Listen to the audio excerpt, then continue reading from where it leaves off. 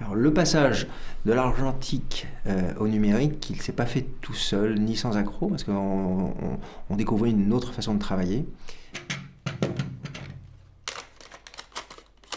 Le numérique, là, il amenait une véritable froideur au départ et quelque chose d'assez trop analytique, à mon goût, chirurgical, et des écarts de contraste qu'on n'avait pas. On n'avait pas le modelé qu'on pouvait avoir avec les premiers capteurs, en tout cas. Le numérique, c'était un peu un saut dans l'inconnu et c'était pas évident de prendre ce virage avec le matériel qu'on nous proposait à l'époque.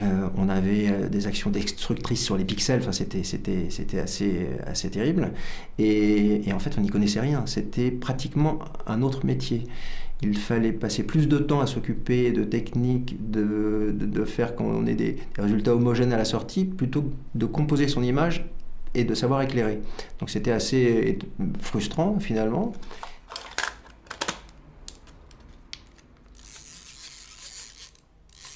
En revanche, on avait une vraie souplesse et une liberté.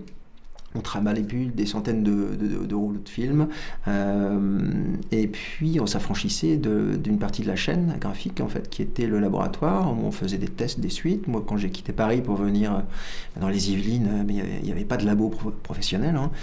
Donc une fois le travail terminé, je partais jusqu'à Paris au labo. C'était des pertes de temps incroyables. Et le numérique a amené un vrai confort là-dessus quand il a été mature et qu'on a pu retrouver l'essence de la photo et le rendu le plus, j'allais dire, analogique possible. Alors l'argentique en 2018, alors évidemment on a beaucoup moins de types de pellicules à notre disposition. Il y a des marques qui ont complètement disparu même. Il y a des types d'émulsions de pellicules qui ont disparu. Il semble que ça revienne, qu'il y ait un regain, notamment il y a 2 ou 3 sociétés qui refabriquent des films en noir et blanc de grande qualité, et des chimies, parce que tout ça, ça avait un petit peu disparu, hein. Les grands acteurs, quand le marché s'effondre, ils ne vont pas continuer à faire de la chimie pour quelques amateurs de temps en temps.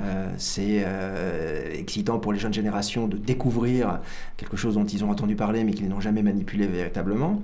C'est aussi ce côté objet de la pellicule qui est assez étonnant, parce qu'on se retrouve avec, je vais rester dans le 24-36, mais on se retrouve avec une petite capsule comme ça, fermée, pleine de magie. On se dit qu'il va y avoir des images dedans.